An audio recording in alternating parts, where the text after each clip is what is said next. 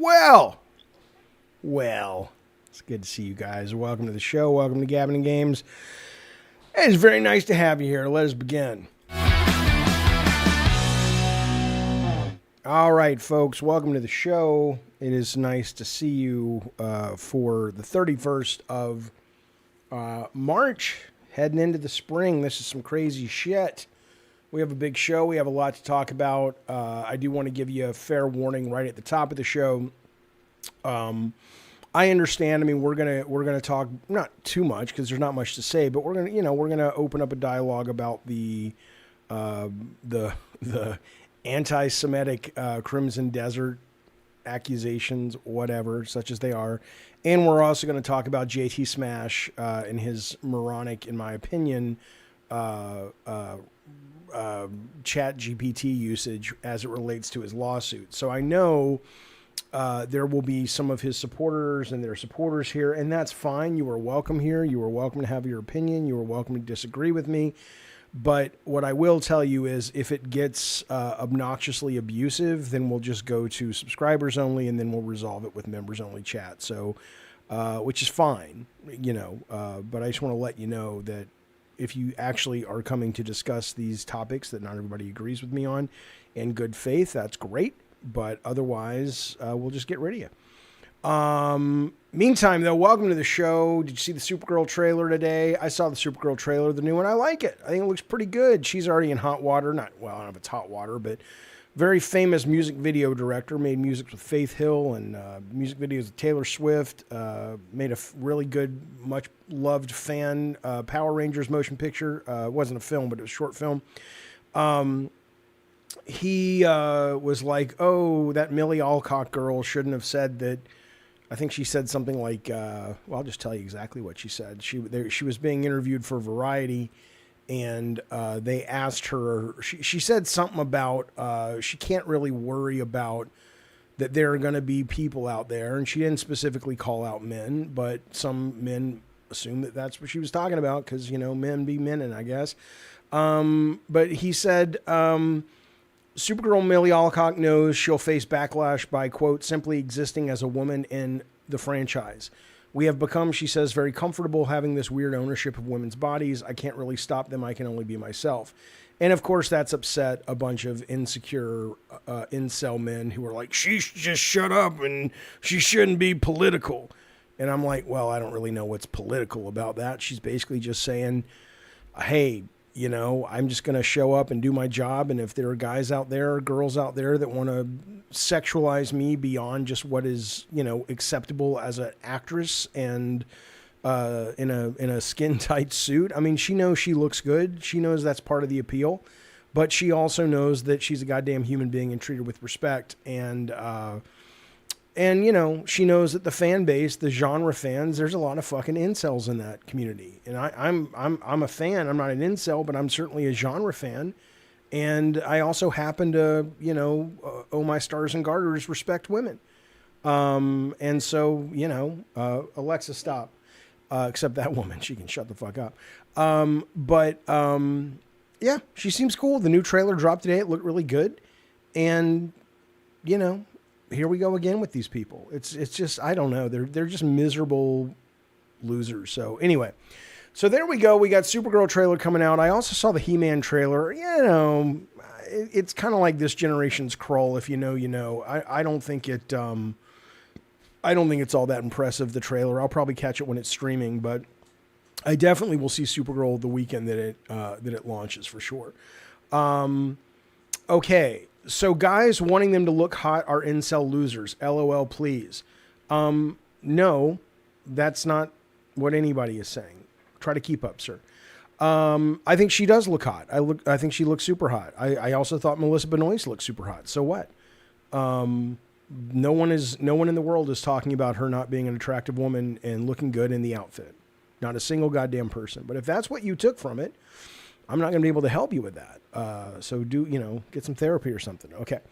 All right. Those are the trailers that came out this morning. I want to say also yesterday, I do want to say thank you to our community. We did a stream yesterday. As some of you guys know, that my beloved sweet dog Ace, we had to put down Friday night, and we played a game called My Little Puppy, which is about a dog who dies and goes to heaven and tries to find its owner, who also has recently died. And I didn't think it, the concept I think was solid gold. Great concept. It's on Steam right now, coming out on consoles in May. I don't think the game's very good. I think once the concept wears out its welcome in the first 30 minutes, the rest of the game is kind of like, it's not a very good, maybe if you've got real small kids, you play it with your kids. But anyway, it was really nice to see all the comments on the YouTube about that stream and wishing well wishes for us and Ace and really sweet things people said. So I just wanted to say at the top, I do appreciate that. Let me shut my door real quick. It's loud out there.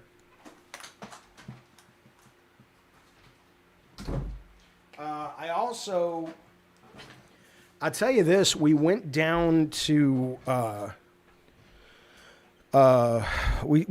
told this story earlier today on Locale Crypt, which is the morning show we do, but there we are Friday night. We went down Friday, we had to put him down, and I said, I said my goodbyes, and we spent hours with the guy down there, and we left at like 2 a.m, and I was like, obviously very sad. And we've been, how it is losing a pet. They're a family member, and you mourn and you cry, and then you're okay. Then something hits you. You see their dog dish, that you don't want to clean because that's the last time they ate it and shit, and it moves you all over again. But my oldest kid, my daughter, was in Texas doing something with Locale, and she couldn't be there. So what they did was we're going to have him cremated, but they put him in a freezer over the weekend, and they thawed him out, and they brought him so she could kind of have a view of him. And at first they were telling us like, oh man, this dog, I hope you don't think it's going to look like the dog anymore. And so we were real prepared to be like, holy shit, this is going to go bad.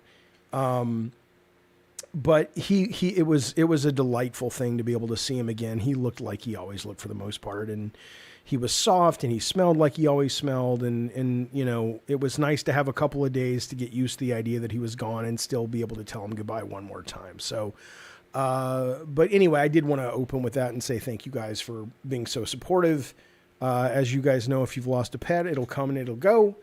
Reptilian Richard in the chat says, I have pet raccoons. I'm dreading the inevitable day one passes away. Yeah, they will. But all you can do is be present for them and love them. And, it's like I told my kids, the price you pay at the end and the price you pay at the beginning when they're puppies and they're exhausting is absolutely worth it, because all the stuff that you get in the middle, it's just pure, if you do it right, it's pure accepting love. And no matter what side of the political aisle you're on, I find it hard to believe we can't find common ground on the fact that we all love fucking pets. So do with that what you will. Okay. What are we talking about at the top of the show? We'll get to the goblin shit. We'll get to the JTSmash shit coming up pretty soon. But first, I wanted to say, here's what I'm playing, if you must know. And you must. I demand it. Obviously, I am still deep into Crimson Desert. I've been playing a lot of that. I really like it. I'm surprised by the combat so far, because the combat feels in a lot of ways like a Misu game. Like, it's very hack and slash and mashy. And again, I'm early in the game for how big this game is. And I'm enjoying that. I don't have a problem with the combat, but it is surprising. I wasn't expecting Souls, but I think I was expecting maybe something a little bit deeper in the combat. But regardless, though, it's very fun. It's very immersive. I don't know if I'll finish it. I saw that Gene Park finally wrapped up playing it. He said it took him 90 hours, and that was just to kind of work through the core main path story. And I'm kind of like, holy shit, dude. I don't think I'm going to spend, there's no way this will hold my interest that long. But so far I've been playing it nonstop, and I'm really having a great time with it. So I'm playing this, and I'll show you what. Look at that! It's a beautiful game. It's a beautiful fucking game, man. I'm playing this on GeForce Now, so I'm playing it with all the bells and whistles. Very pretty game. But what did Gene tweet? It was interesting. He had a couple of interesting things to say about this. This was him finishing it 90 hours. He says 90 hours to finish it with entire continents and cities still untouched. That's how big. That's how big this game is. Hopkins in the chat says he's 64 hours in and he's still in Herdnand, which is the opening kind of city that you start in. Dios Damocles says it gets much deeper. I assume he means combat when you unlock many abilities. Okay. Roadkill says Crimson Desert's the first game to have me hooked like Elden Ring did. Yeah, I would say that, I don't think the world building is as good as Elden Ring, but what I do like about it is it has a very interesting blend of kind of Kingdom Come Deliverance to grounded reality with just enough of the valve open to fantasy, at least so far, that it feels very measured. And when they let in the dragons and they let in the little magical elf kids that have a mysterious village in the woods that, like Brigadoon, only appears and disappears for the right people and whatnot. That's not how Brigadoon works, but you know what I'm saying. But it really is a fun world to spend your time in. I don't think it's as good as Elden Ring for a lot of reasons, but I am very much enjoying it. So Gene said he took 90 hours.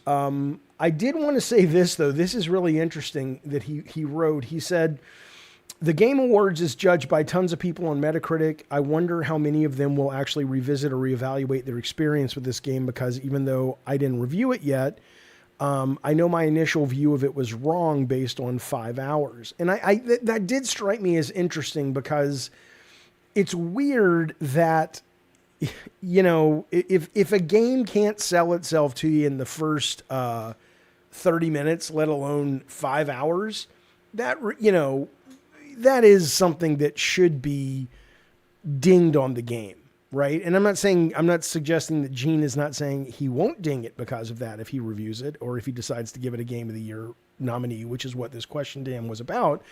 It's just interesting that it's like, wow, man, you guys made this amazing game and you couldn't bother to make sure that it grabs you by the fucking throat in the first 15 minutes and doesn't let you go. But regardless, though, I think it's fucking delightful. He says, somebody else wrote and says, Game Award voting is inherently flawed. I don't know why we put so much weight onto these things. Yeah. That's what somebody writing to Gene, and Gene's like, it's important to remember that all major award shows have been flawed and are bad barometers for what will historically be considered great. Hitchcock never won a single Oscar. Better Call Saul never won a single Emmy.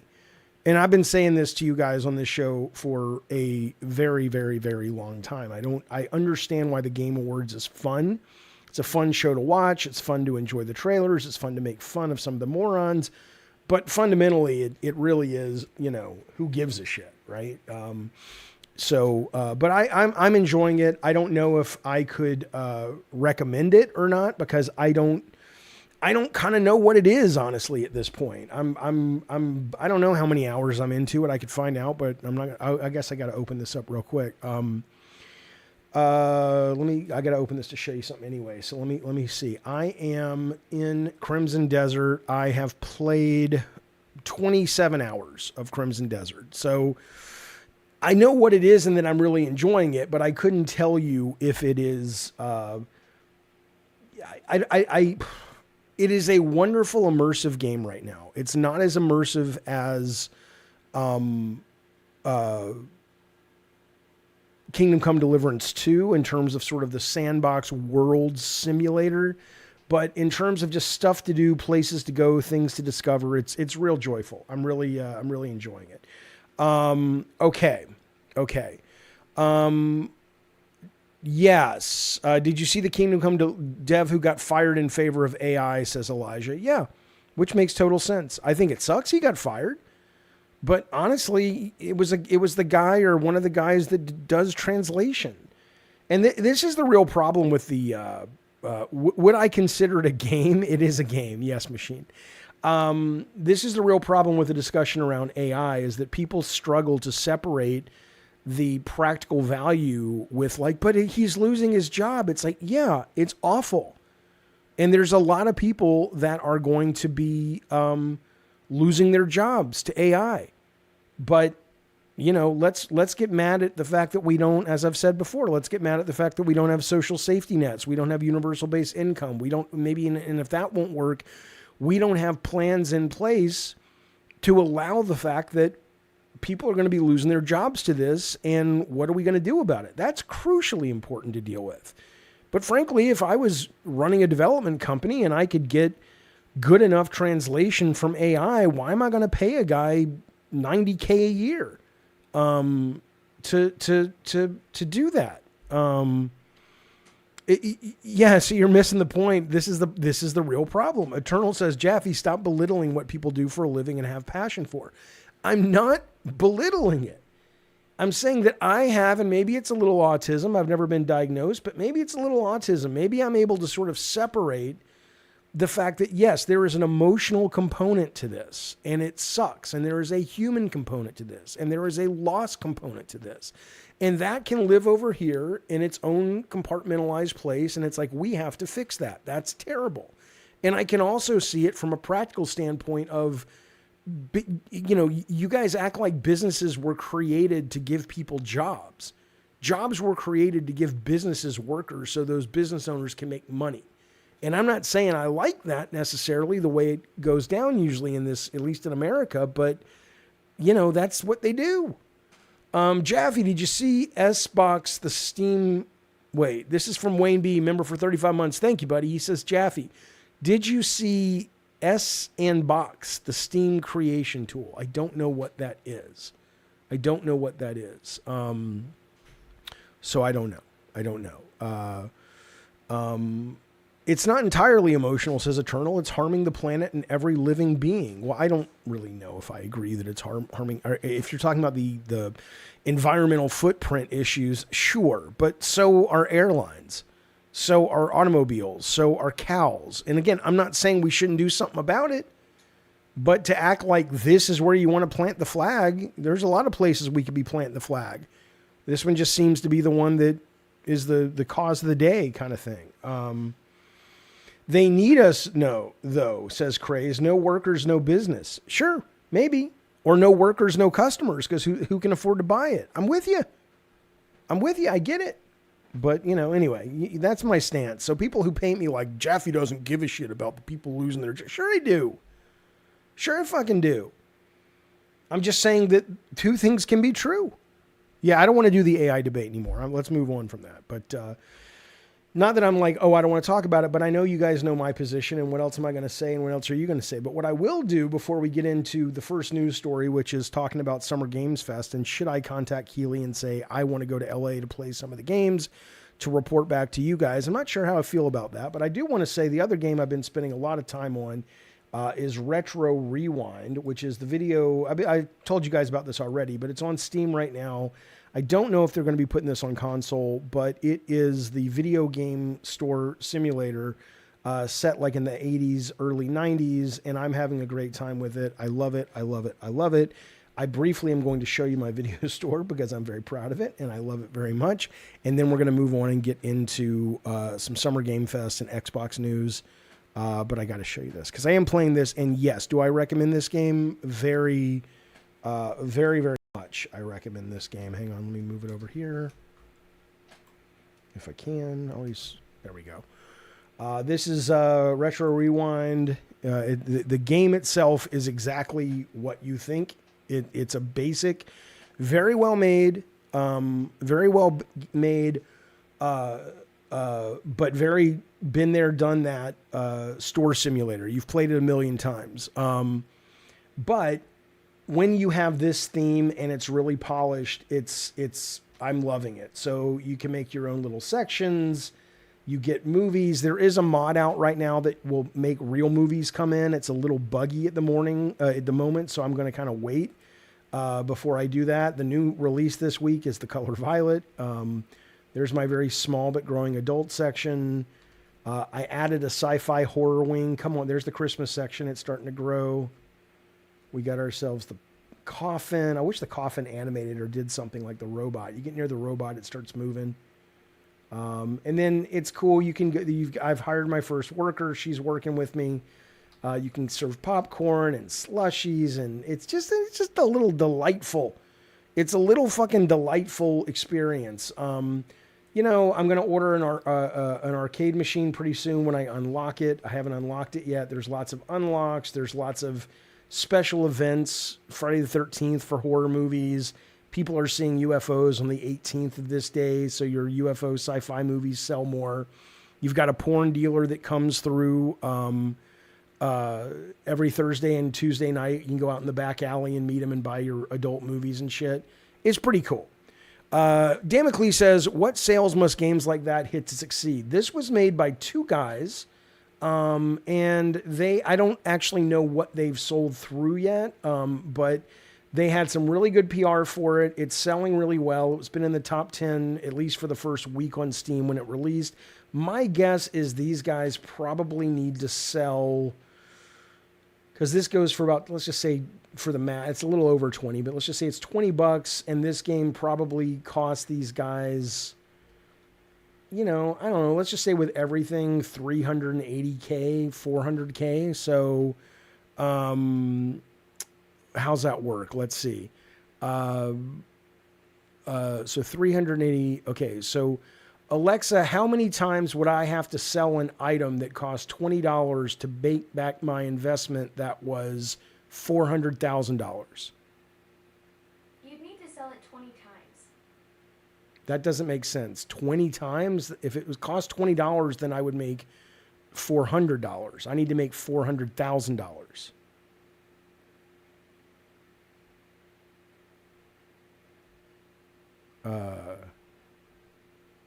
Okay, I haven't used her code word, but anyway, so what is that? You'd have to sell 40,000 copies, which I think they've probably already done.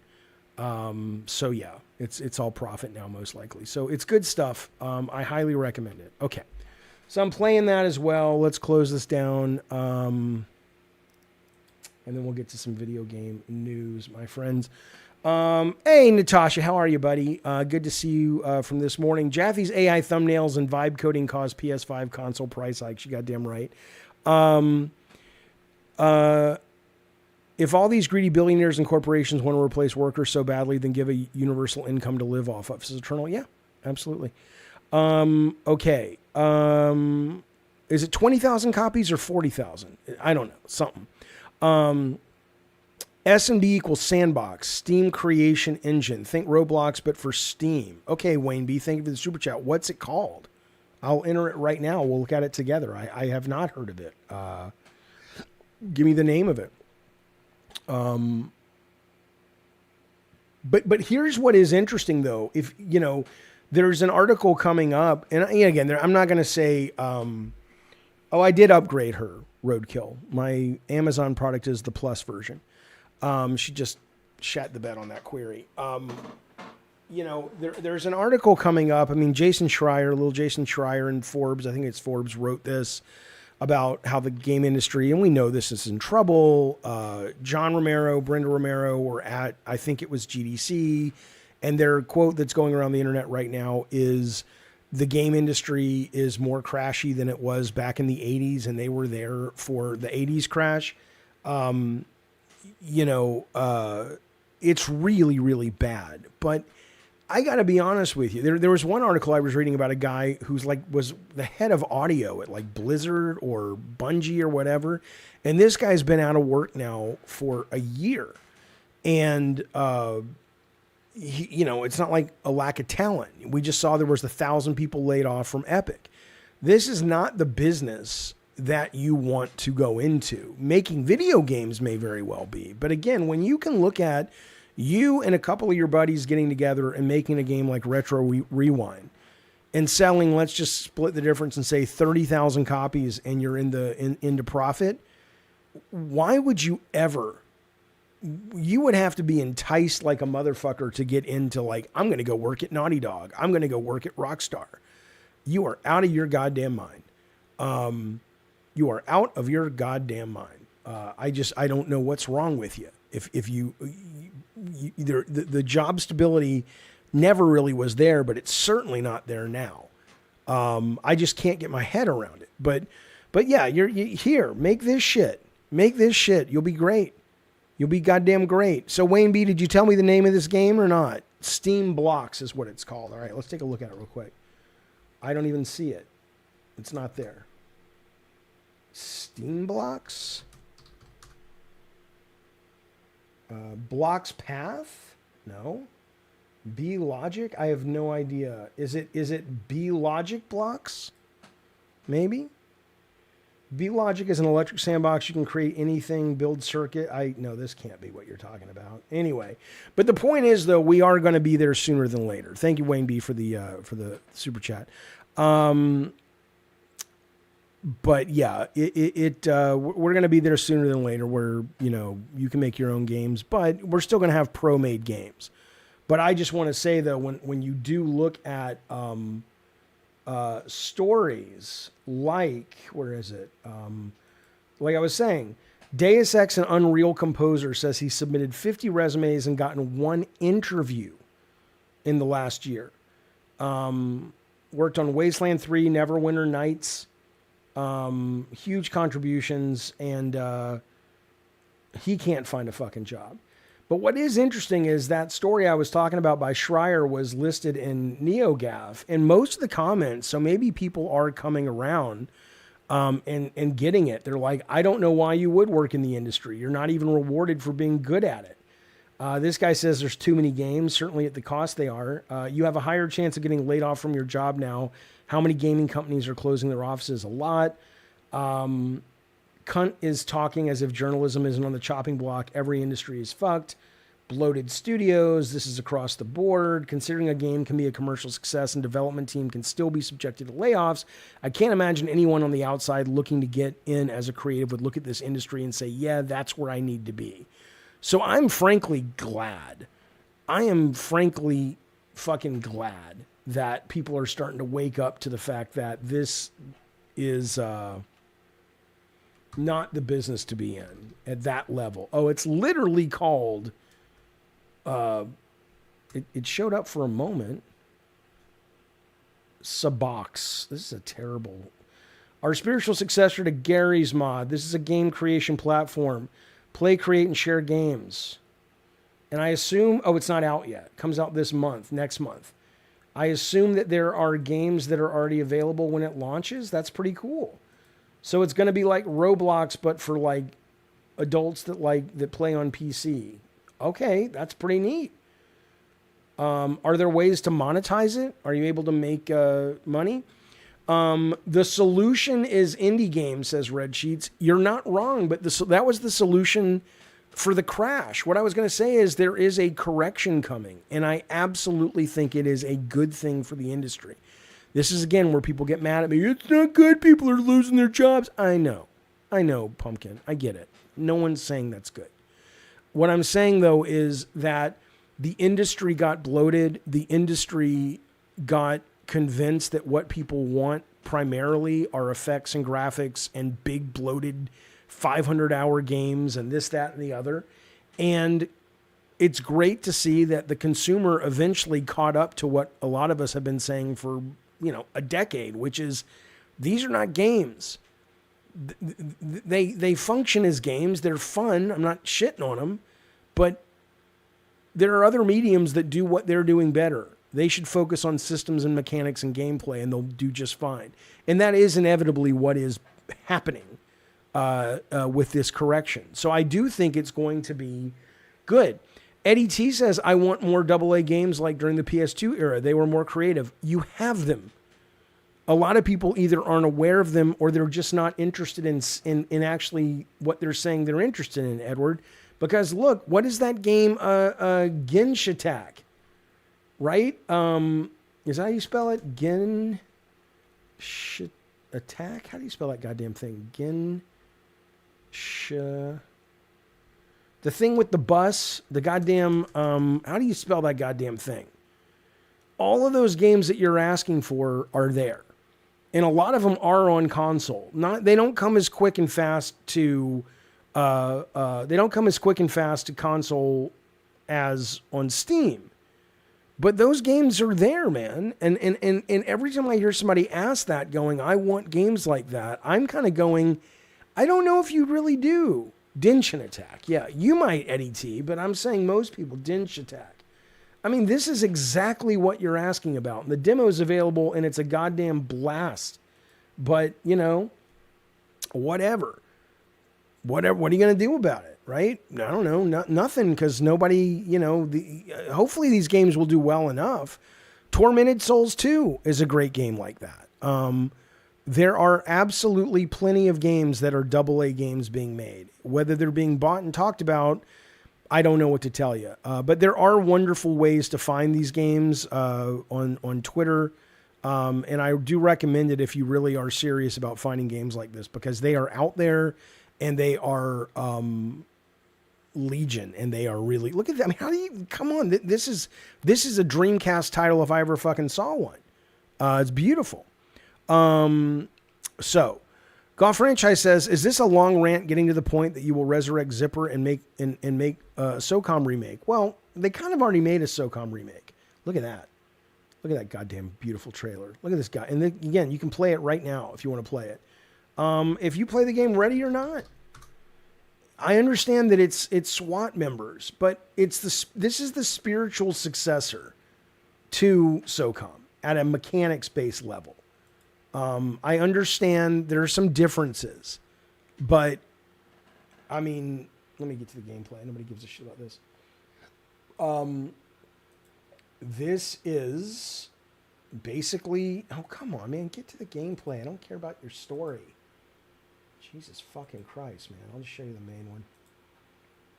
And this is on console, by the way, and it comes highly recommended. Yeah, go download the Dinsh Attack. Well, I don't know if SOCOM died due to the PSN outage. That particular SOCOM died, but a lot of people who were into SOCOM were saying they didn't like it anyway. I don't know about Ready, or I didn't know about Ready or Not. That shit sounds cool. It is very cool. It's very hardcore, and I struggle to play it well. I believe it's multiplayer, and you know, it's pretty fucking successful. You can look at it and tell it's not some quadruple A game, and it doesn't need to be. So support this shit if you really want this shit. It's out there. It's not a heist game. No, this is more like SOCOM meets Rainbow Six, right? You go into scenarios like, okay, these guys have taken over, you know, a nightclub, or these guys have gone to the convenience store, and you've got to, you know, take out 10 of them and rescue 3 hostages or whatever. And it's very measured and one-hit kills. And if your members get shot but they survive, they'll have psychological trauma, some of them, that then you have to deal with that if you want to take them into a new mission. Because let's say that guy's really good at, you know, I don't know, advancing with cover, but now he's been traumatized because of something that happened.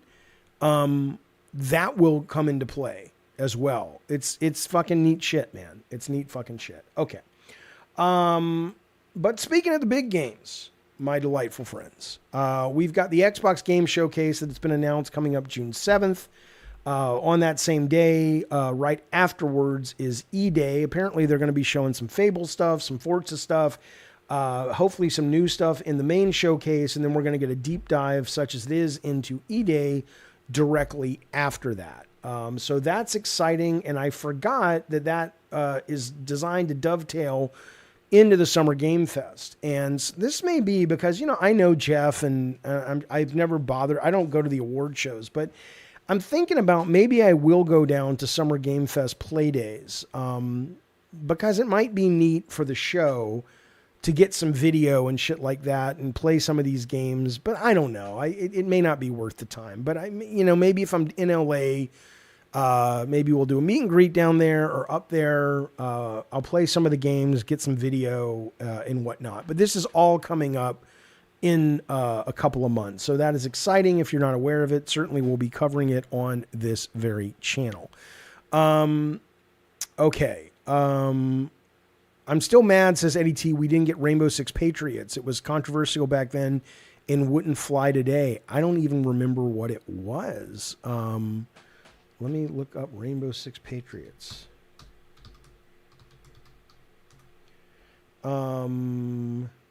Tactical first person, part of the Tom Clancy. What was the problem with it? New York terrorist group.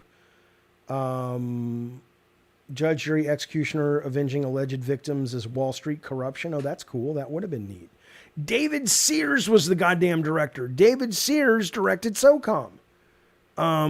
David Sears also directed the new game that just came out on PlayStation today that was originally an Xbox exclusive, South of Midnight. Underrated, wonderful game director. He was the director on this. I did not know that. I tried to hire him. I always tell the story. I tried to hire him to come work at Sony Santa Monica, but he said no. But yeah, he is the knees bees. I'm a fan. Ian Bennett, how are you, buddy? Judge Dredd, how are you, buddy? Okay, yeah. Morgan says I won't go down there because I'm lazy. You're probably right. You're absolutely probably right. I may kind of look at it and go, get in the car, drive down. Fuck it. I'll just watch it on the internet. You're probably right. I won't even go to Comic-Con. So it's a fun idea, but I probably won't do it. You're not wrong. You're not wrong. Okay. Mario's out this week. The audience seems to like it. Kind of running the same way it was with the first Mario motion picture show, which is the critics don't like it. 45 Rotten Tomatoes right now, saying it's a nice looking movie, but it's emotionally void.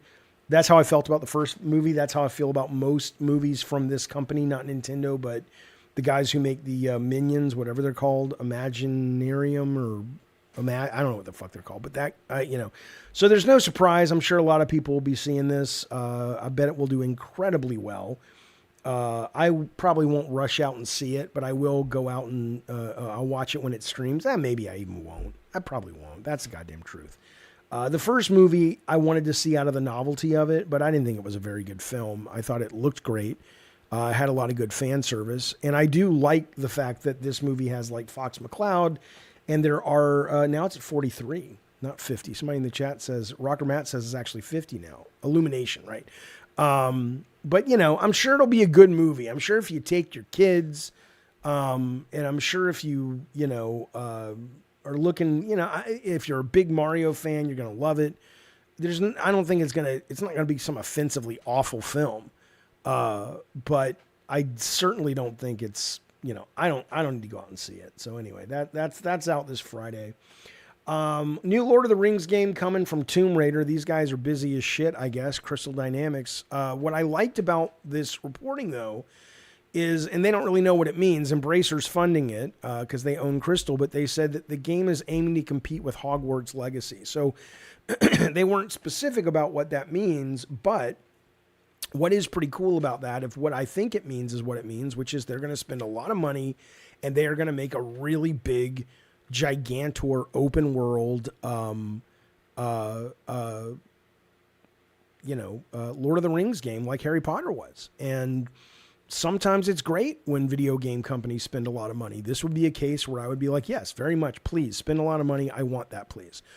So that is coming out. We don't know when, but then I didn't know. And some of you guys were talking about this, and it, I guess, had been announced, but I wasn't following it, which is the guys who made Kingdom Come Deliverance in Part 2, which I adored, are making a Lord of the Rings game. So I clearly they'll be different. You get the sense, given that Tomb Raider Studio Crystal is, this one might be the more commercial, epic, action, cinematic game. And then the one, even though it'll be open world probably, and then based on this, but the one from Kingdom Come is going to be more of a very mature take on the game, as well as systems mature, but also conceptually.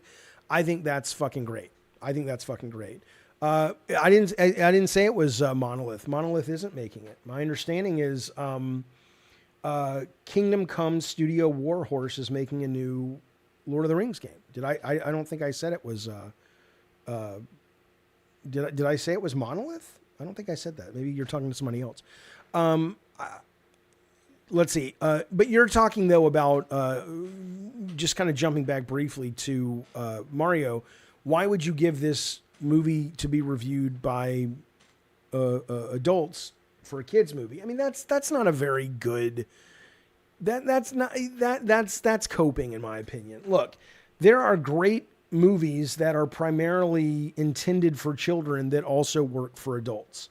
You can look at a lot of the great classic Pixar movies. There are video game movies that that do work for adults and for kids. I think the Sonic movie, at least the first one, I think it's pretty well rated. Sonic the Hedgehog. The very first Sonic movie, I think, got decent ratings, 64%. Maybe the second one got better reviews. Let's see. Sonic let's see where the second one came in. 69. So, and it's not like there aren't going to be kids reviewing these things for their own channels or for sites that are specifically aimed at, kids' takes on these things. But certainly, I don't mind, as an adult who grew up with Mario, I am kind of interested in seeing this movie. Crazed Assassin says, why do adults watch this crap unless you have kids? Because why do adults play Mario games? Because you love the IP, you like the world, you like the production value, and I don't think it's too much to ask to, make a movie that is genuinely compelling and good that happens to be a family-based movie. So I don't think it's a good excuse. I don't think it's a good demand. Like, oh, why would you care what an adult thinks? Well, you don't have to care, but I think when the majority of critics get together and watch the same film and say, it's just not very good, it doesn't mean your 8-year-old won't like it. Kind of like the goddamn He-Man movie coming out. When I said earlier that it's like this generation's Krull. Krull is objectively a terrible film. But I saw Krull when I was 10 or 11 years old, and it was one of the greatest things in the goddamn world. Similarly, Clash of the Titans, which inspired God of War, the original is not a very good movie. But you watch it when you're 10, it's the greatest goddamn show on earth. So show the Metacritic of what? You want to see the Metacritic of Krull? I don't know. I'm curious. I mean, we didn't have Metacritic back then, but let's see what they've given it these days. 35%. Hell, the audience doesn't even like it. One of my fucking favorite movies is Flash Gordon, but I can't imagine that reviewed well. I'm sure in hindsight it has, but okay, now that's an 83. That's surprising. The critics like it more than the audience. I fucking love this movie. So, the Mario Galaxy movie. The Mario Galaxy movie was like 50. It was a little higher, not much. Mario. No, I already showed you the goddamn Metacritic, you moron. Oh, you mean the Metacritic instead of the Rotten Tomatoes? Oh, okay, fine. Metacritic, Super Mario Galaxy movie. Okay, they have it at 37%. Okay, well, that's even worse. So, mission accomplished, I guess. I will say the K-pop Demon Hunter takeover that they've done. I love K-pop Demon Hunter. Great movie, great soundtrack. But on Metacritic, it's like, guys, this is ridiculous. It's like your site is unreadable at this point. So anyway, whatever, big deal. Okay, let's move on. Let's ease on down the road and get to this story. I just want to give you a little heads up here. So Bungie says Marathon is here to stay for many years despite poor sales. So a couple things on this. It has been neat. This has never been... Oh God, the Drawn to Death Metacritic is like a 54. I lost my train of thought. Thanks, Addy Pie, you fuck. Or a cab. Oh, right. So it has been neat to see that Bungie or Marathon is hanging in there. And there are people that have spent a lot of time with it. I know some of the Last Stand guys that I've talked to are real fans of it, and they're hardcore Bungie fans and hardcore shooter fans and Extraction fans. Dustin's really into it. Raygun's really into it, and so I have no doubt it is a really, really good game. It's just not for me. The best I can do in this genre is Arc Raiders, and I'm very, very happy with that. But I also know that unless Bungie changes something, it is not going to be and I think that's, clear. It's never going to be a Call of Duty. It's never going to be this big deal. And maybe Sony will, maybe they won't want to support that for the long haul. I couldn't tell you. Well, I'm not saying it's, Glenn says, 1.2 million isn't great sales, but the game is so damn good. Yeah, I don't know if it's great sales. I don't know what their expectation was. But I only bring this article up because it's funny that it's like, Marathon is here to stay for many years, despite poor sales. PC Performance Guide, Bungie revealed it plans to keep updating the game for many years to come. The developer assured fans that it's sticking with the extraction shooter for the long haul. Dude, it's not your choice. And I hope by this point fans get that. You know, that would be like coming to me and saying, Jaffe, is there a roadmap for Drawn to Death like the first month? Even though I knew within the first weekend we were dead in the water. And I'd be like, well, of course. We have so many plans. We're so excited. And I'm like, don't write an article. What kind of journalist are you? I mean, maybe they go in and say, well, they can say it. But just because you're saying it, I'm just saying a lot of fans will be like, no, Bungie says it's going to be around for many years. And they're going to use that as as sort of a soundbite to be like, see? It's like, see what? That you heard someone give you PR speak? But still, though, I am very glad, seriously, joking aside, that it's cool that Sony, I don't know if Sony knew what they were getting, frankly. I don't know if they knew how hardcore this game was. But it's definitely not a friendly game to get into, is what I would say. I was addicted, and I'm still interested in coming back from time to time to Arc Raiders. I was primed to like this, and I played it, and I was very, I'm Crowley says Marathon was confusing. I didn't know if I was fighting robots or people. So I wasn't necessarily confused by that, but it was not a very friendly onboarding process, and it didn't, after about 2.5 matches, I think I was just sort of like, I'm good. I'm good. I don't need to play this anymore. But the people who stuck with it, a lot of them seem to be loving it, which is great. Scary says, I doubt they expected Marathon to be the next Call of Duty or Arc Raiders. Well, Arc Raiders kind of, dropped right before these guys did. But certainly I don't think they thought they were making Call of Duty. But maybe they thought, I don't know. I don't know what their expectations were. But it's a skill issue. Yeah, it's totally a skill issue. And it's also just an issue of how willing you are to, commit to something before it gets good. And I'm certainly not very willing. But anyway, there's that story. We talked about this one. I just want to bring this up real quick, just because I think it's just so silly to me.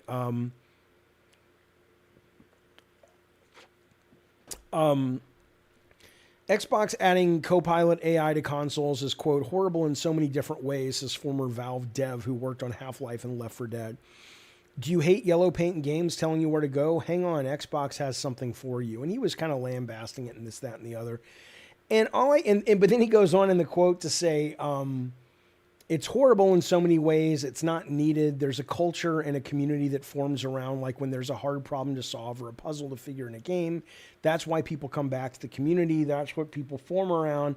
And that's why people socialize outside of a game. He goes on to question why anyone would even want to play games while being coddled by an AI program that removes much of the friction and discovery that's already been designed by real people.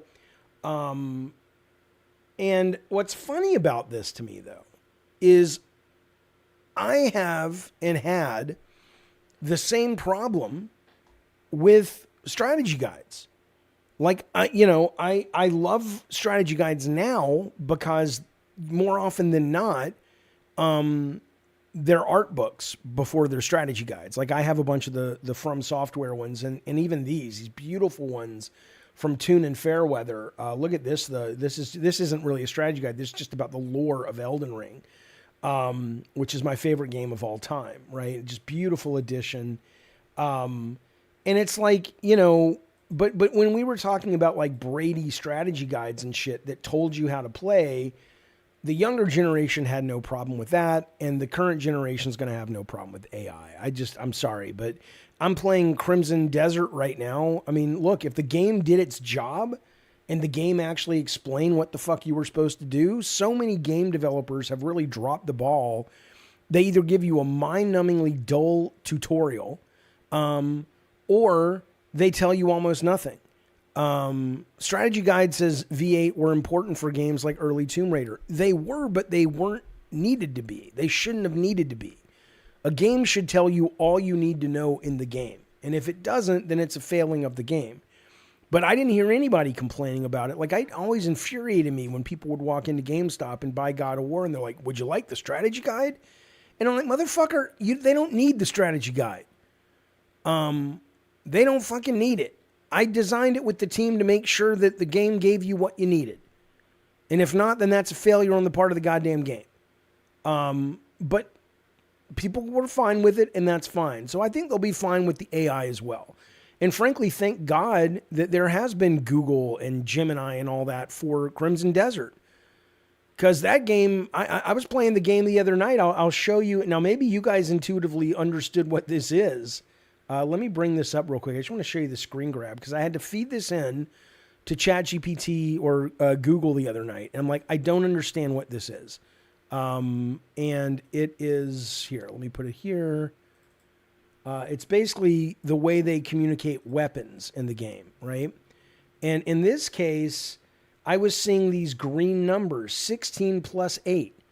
And I'm going, I don't understand. Are you saying that every slice of this weapon is going to basically do 24 damage? And it's like, no, that's not the case.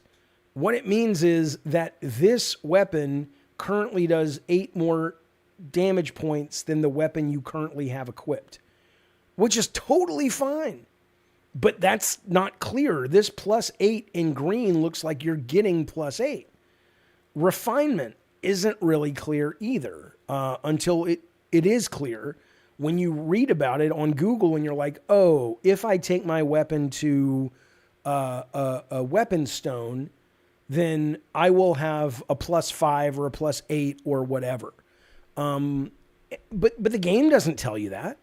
Players used to teach other fighting games moved in the arcades, made a community, no guides needed. Yeah, I do understand what he's saying about the community and the value of the community, but I don't think that's necessarily going to go away.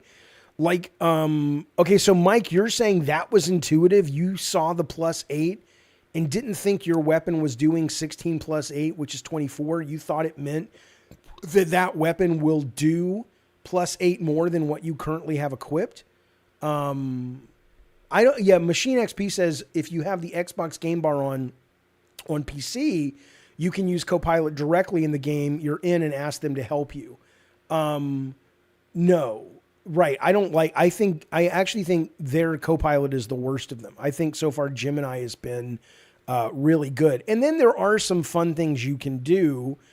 I've gone into ChatGPT and I had the audio on so I could talk to it when I was playing Stalker, the new Stalker, Heart of Chernobyl or whatever it's called, the one that came out last year.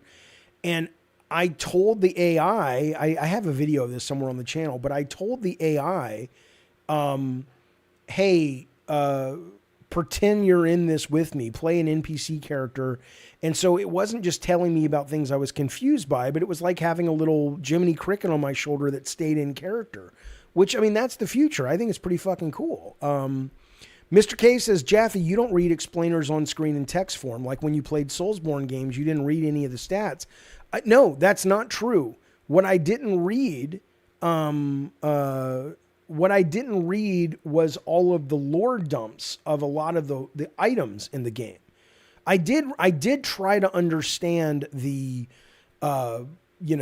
every weapon and how it manages with your stats and the ranking goes up. It was just a little confusing for me the way it was explained, but I knew that data was there. I got really pissed in that game when it came to the part like with some of the elevators, and the only way to know where something was to go into some of the lore and just read these paragraph long descriptions, which I don't even have a problem with. But the game needed to tell me, and this is my favorite game of all time, but nothing's perfect. The game needed to tell me, hey, our lore dumps are part of how you solve the game. It is absolutely not just there for color commentary, because a lot of games it is. I think it's the game's responsibility to let you know what your tools are and how they work. And then if that's all they want to help you with, that's fine. Mr. K says, I found the Soulsborne stat screens daunting to look at, and it took me a year to get it. I've shown this book ad nauseum, but I love it so much. I had to this is Bloodborne, the beautiful fucking guide for Bloodborne. And I had to, I'm going to do another playthrough now that I've gone through this, because when it comes to the stats and how the weapons work and how your individual stats affect the weapons and stuff, that was never intuitive. And I still don't fully fucking understand it. But I think it's a beautiful fucking book. So anyway, and I get it. Miyazaki stuff's a little bit different because he's always been talking about, I want it to be a community thing, but end of the day, if you don't like it, just don't use it. But okay. You do have to spell it out for Jaffe, K-Nubs. You goddamn right you do. Why would you not? K-Nub's been a member for 25 months. He says, I rely on best build guides for Crimson, like Elden Ring. Yeah, I get it. No, I get it. But I don't want to rely. I don't want to rely on a guide, though. Right? I don't mind if you say, hey, this is the build I put together in Crimson Desert that I've really enjoyed. But I do mind when it's like, don't come at me and tell me, because people do this all the time. They'll be like, Jaffe, you suck at games. Oh my God, how long did it take you to finish? Well, forgive me, but I didn't go online and watch a YouTube video of these are the best builds. These are the best weapons and the best best gems to slot into the weapon. And then you're off to the fucking races. I'm sorry, but I chose to actually fucking play the game. So no, you're just wrong. Okay. Mr. K says, yeah, they're obtuse as fuck. I want to meet whoever does From's localization. I know Miyazaki doesn't know words like auger. Yeah, that's true. Okay. I want to know what the most optimal build is, says K-Nubs, for the way I like to play games. It will be fun to grind to get that point. Again, that's totally fine. I mean, you have a right to that. But for me, I want the game to be clear enough that I can understand what the optimal build is based on playing with it and going, oh, I see. Well, I like to play this way. Oh, well, that makes logical sense that I would do X, Y, Z. If I have to reach out to find a goddamn, mentor online, I don't know about that. I don't know about that shit. I'm not a fan. But anyway, whatever. I mean, it's, your mileage will vary. Okay. There's builds in Crimson. Sure. I mean, again, depends how you define builds. But there are definitely, you can choose to be more of a brawler. You can choose to be more of a dual wielder. You can choose to be a double-handed weapon guy. I don't think there is magic. I guess you can put more of your stats into your spirit, which is more effecty kind of stuff. But I hate feeling my time is wasted, says K-Nubs. Yeah, but that's the game's problem. That's like saying, why do I have to read this part of the book? And I'm like, well, it's supposed to be entertaining. The game should be good as you learn it, But anyway, Jaffe, if someone makes an exceptionally deep, complex game, is there a point it's literally impossible to convey everything there is to know in game? No, but there is a point to be able to say, if you're the designer, and whether your game is super deep or not, there are conscious choices that you make where you say, I want you to know this, and I want you to discover this on your own or with the community. And I would argue that in the Souls games, as much as I adore them, Miyazaki gets away with a lot of horseshit design because he says, oh, that's intentional. And it may be, but he's the only one we should allow to get away with it because, he got to the flag first and planet and said, that's my shtick. It's intentional. Okay, fine. But I don't think that should give all these other game companies, the nod to go, yeah, just make your shit obtuse and crazy and confusing. That's part of the design. No, I don't think so.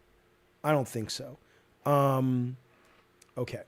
I also don't think grinding is bad in games. Grinding sounds like a cab says grind is the opposite of fun. I think grinding is probably like, fighting in a game can be fun or it can be laborious. Grinding in a game can be a great deal of fun, but it's not the act of grinding that makes it fun. It's the act of using all the systems and having a really cool prize dangling in front of you and going, I want that. And I think it's going to matter. And once you get it, it does matter. And you get more a jolt of excitement to stay playing the game. That is a good grind, right? But it depends. It depends. Okay. Let's move forward. I do want to say this. There was a speech given or a talk given at GDC. I want to do a test with you guys to prove how well this works, okay? I'm going to put up an image. And I want somebody, if you don't mind, all I want you to do, let me just double check this. Okay. I want you to send an email for me, okay? I want you to go to your screen and I want you to take this image with your phone or a screenshot or whatever. And I want you to take it and I want you to email it, and I'll do the same thing, but I want you to email it to an email that I'm going to give you. And this is video game related, I promise. So I'm going to do it right now, but here's the email, right? That's the email you should send it to. I'm going to do it right now as well. Give me 1 second. And what this talk was on is a company that has said, we are going to, that's weird. We are going to stop leaks.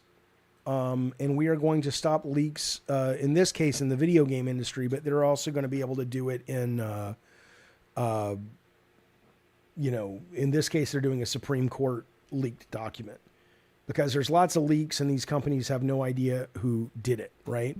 So what you do is you send this to them, and you await your results. It takes a minute or two. Okay. So I'm sending it right now. And basically, this is one of the Supreme Court judges, right? So you have Alito, Barrett, Breyer, Gorsuch. I can't say his name. You know what I'm talking about. Tobin, the alcoholic guy. And there is invisible shit embedded in these documents that you can't see because these visually to your eye are all identical. But I've taken one of these, and I'm not going to tell you which one, and I took a screen grab of it, and then I'm asking you to take a third screen grab of it, which is this, and email it to yourself, email it to that thing. I already know I'm doing it to myself, so I'll see what they come back with. But this is, if it works, I think it'll be pretty cool. It'll be a pretty good way to know who's leaking your fucking video game shit and everything. So it sounds like a scam. It would be a scam, but it was reported on by not Schreier. I get them mixed up sometimes. Stephen Totillo, I think. And he met with them after they gave their speech at what's it called? At GDC. So, I thought it'd be a fun test. I haven't tested it yet. I'm doing it right now. So let's see. I'm curious if it comes back to me and it identifies, yeah, here we go. I got it back, and it says, the results are in. Take a look at your results below. High confidence match, and it's exactly correct. I'm not going to tell you who it is until you guys try it. If you want to try it, if you don't, fine. But I'll tell you in a little bit which judge it was. But it absolutely got it right. Jaffe, this is kind of sounding like you're going to ask us to go to the store and buy $5,000 of iTunes gift cards. Yeah, no, I'm not asking for any of that. But it's neat. It's invisible watermarking. Yes. And I'm not saying they're the only company in town, but they're making waves right now. They're called EchoMark, And you can try it for free and see if it works if you don't want to do it through me. But again, I don't care about this. I'm not looking to hide any leaks or anything. I'm just saying it's kind of neat tech that probably will be coming to IGNs and or game publishers relatively soon, because they're probably going to be like, all right, well, go fuck yourselves. We're going to know who's leaking our fucking shit. Okay. Did you attack? I basically copy pasted it in. Is what I did, Joker. I copy pasted it. I didn't put a subject. I just sent it. And in my spam folder, I got a response from Troy Batterberry with the subject Echo Mark leak investigation results. So Joker sent it. I sent it. I'm curious if he and I got the same response, but we'll wait and see what his is. But let me show you what my response is then. Okay, this is my spam folder, but let's go over here. It says, thank you for trying it out. Your high confidence match is Judge Barrett, which is exactly true. Chance of error is less than 0.0001%. So, well, Joker sent it as well, Wayne. So even if he comes back, if he gets it with Barrett, that's going to be pretty interesting, because it's like we went through how many versions of this. I took a copy of it. I put it here. Then I took another copy and put it in an email. You took a copy over a fucking stream. So if it's retaining that information, that's pretty cool, man. I mean, it sucks for people who want to leak shit. But, sucks to be a leaker, I suppose. Well, Joker's still waiting. We'll see what he says. But mine came back correctly as Barrett, because that's the judge I took it from. Okay. Let's talk about briefly, because there's not a whole lot to say other than what? Is it good to know where leaks come from? Says Painkiller. Sure. If you're owning the content, if you're writing the script to, the new Star Wars movie or the new, whatever Game of Thrones episode, and it leaks on the internet, you're going to want to know, oh, this is our first AC leaked this. So he's the guy that we can't trust anymore. We need to fire him or make sure he doesn't get copies of the script. Or in the case of the Supreme Court, look, I'm not saying I don't appreciate as a consumer the leaks. I do. I'm just saying that, if you are the guy who owns the content and it's in your business interest to have some privacy, then this is a good thing. Thank you for the super chat. Joker got back Barrett just like I did. So it's pretty good. It's a pretty goddamn good system. I'm not selling it. I am going to be selling something soon. Gabbin and Games got our very first sponsor. And when we talk about it for the first time on Thursday, and I'll give you a hint, and we're going to call Thursdays. We're going to be talking about the product all through April, but we're going to be doing Throwback Thursdays once a month, at least for the next 3 or 4 months. And in it, you will have a chance to play around with the product a little bit, and you'll also have a chance to get when we do Throwback Thursday, a PlayStation or Xbox or eStore gift card, which will be coming up. The first one I do believe will be this Thursday, worst case next week. So speaking of, but I'm not being paid though by this company that does these anti-leak things, Echo Mark. That's not what we're talking about. But I think it's the first official sponsor we've had, and I think it is a really neat one. I'm glad. It's not like we held out. It's not like we had tons of offers, and I was never out there trying to get a lot of sponsors. But now that I've started to, I love this as our first one because it makes a lot of fucking sense. Big Cat says, I think the Echo Mark is a neat deal, but can't someone just work around, simply create a separate document or relay the information, show it without sharing it digitally? Yeah, you can sit there if you want to sit there and then type it into your own computer. I don't know if I were to go in here and if I were to take this, I don't know, because I think this is a PDF, but if I were to just copy paste it and then put it into my own word processor and then print it, we would have to try that. I don't know, but I don't think that is, we can't test that here though. So, okay. All right, let's move forward, shall we? Let's talk about this right here.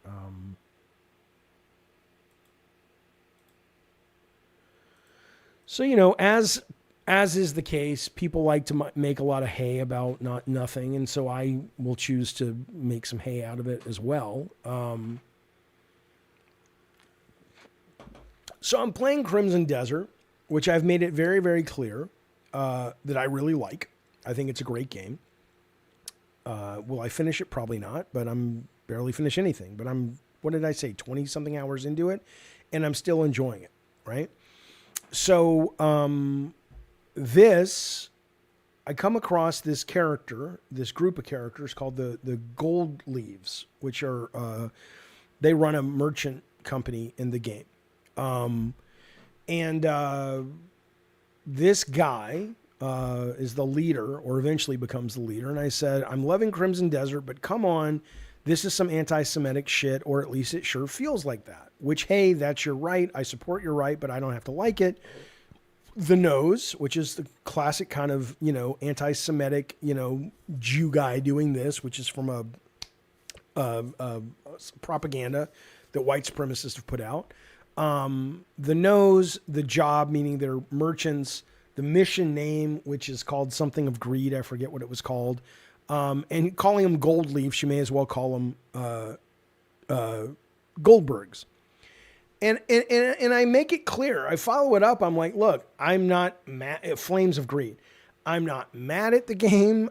People are like, Jaffe's, furious, and Jaffe lays into, and Jaffe slams this game for being anti-Semitic and calls for it to be canceled. And I'm like, no, I love this game.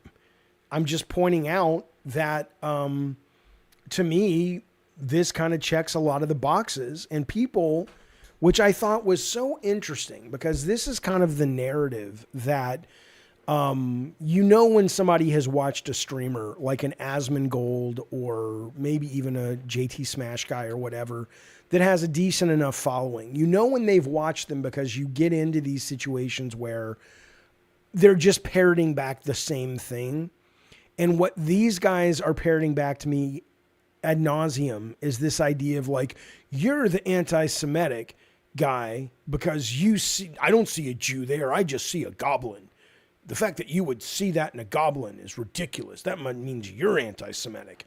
And is it, I'll get to that about Korea in a second, Painkiller. And so to that, I will say this. Certainly as a guy who was raised Jewish and had a bar mitzvah, I'm not Jewish. I haven't been Jewish since I was 7, but I was raised in a Jewish household. A lot of people will tell you I am culturally Jewish, which is fine. My dad was Jewish. My mom was Baptist. She converted.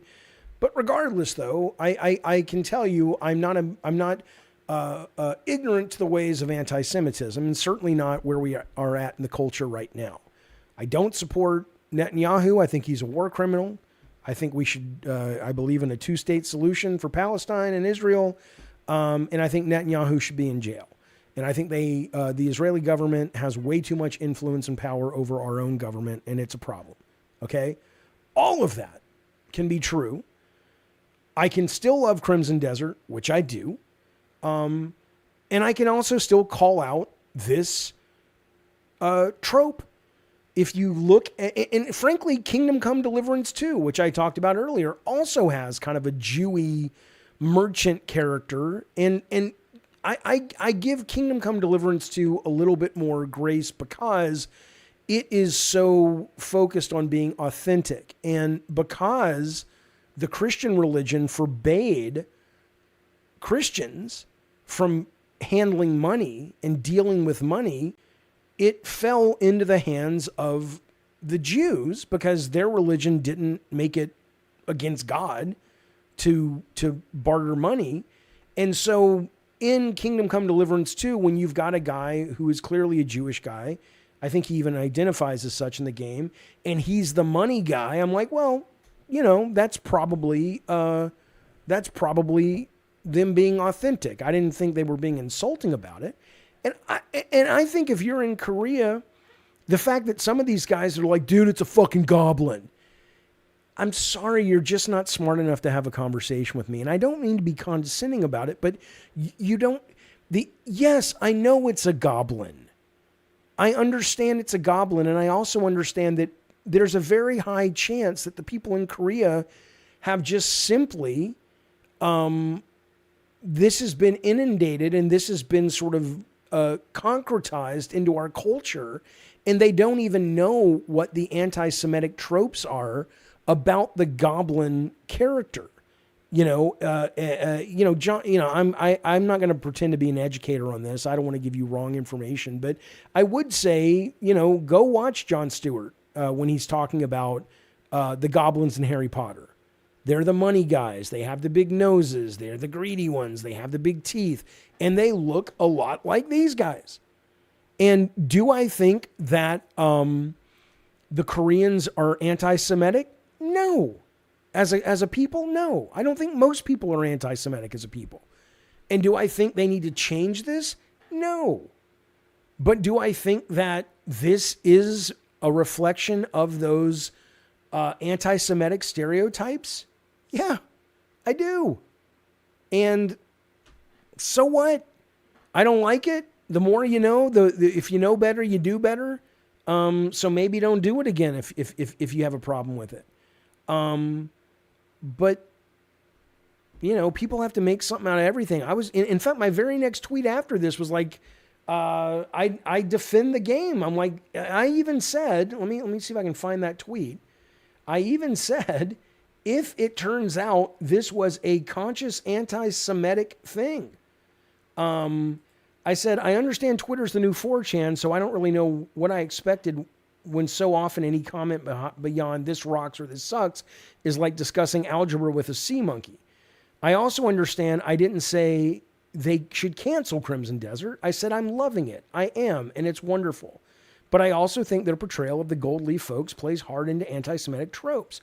Agree, don't agree, but it's my take, and I don't imagine it's intentional, but maybe it is. Who knows? Not me. But even if it is intentional, that's their right.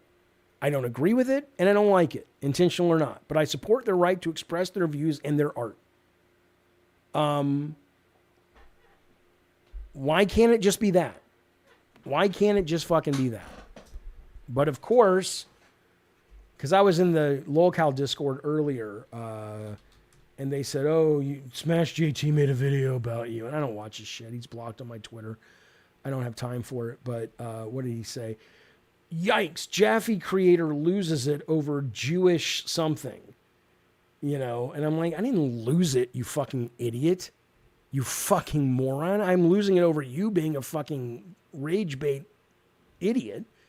But nobody lost it. I was bringing it up.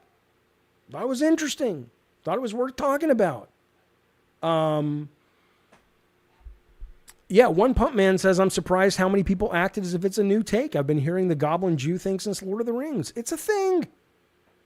Natasha says, don't let anyone tell you you're wrong for calling out obvious issues. Whether it's ignorance or legitimate dog whistle, you're not wrong for educating people on why it could upset someone. Yeah. Intention is all that matters. No intent, who cares, says Zeke. Because it's like Natasha is saying.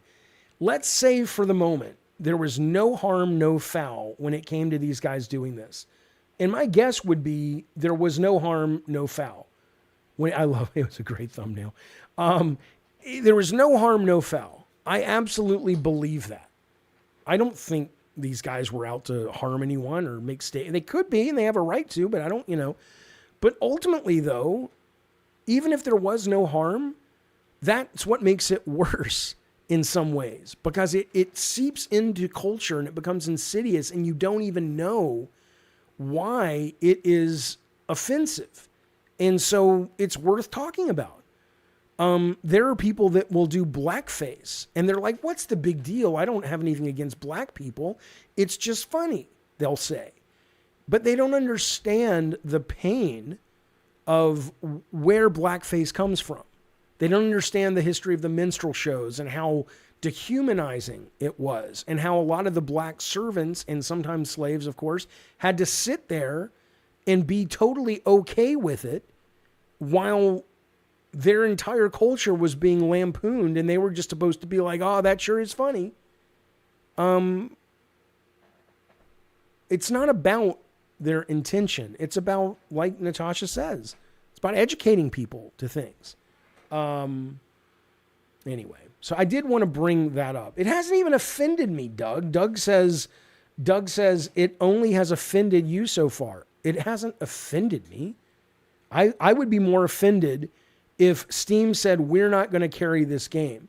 If it turned out that Steam came out and said, we agree with Jaffe, this is anti-Semitic, and we're not going to carry it, and the Koreans came out and said, yeah, but we don't like Jews, and so it's meant to be, I would be like, well, even though I don't like that they don't like the Jews, I would say, Steam, that's not cool. It's an art form. If they want to use the art form to, and again, Steam has a right to do it, that would offend me because they have a right to not like the Jews and put that in their art. But I don't think that's what this was. But God forbid JTSmash would be able to argue at that level. Because if you listen to him debate, and I use the word debate generously, that verb, if you listen to him discuss sales of Ghost of Yote with Colin Moriarty, it was, I'm not doing a bit when I say it was embarrassing for him. I'm not being like, man, he got bodied. Oh yeah, man, motherfucker. No, it revealed the fact that we are sharing the planet with people that look like grown-ups.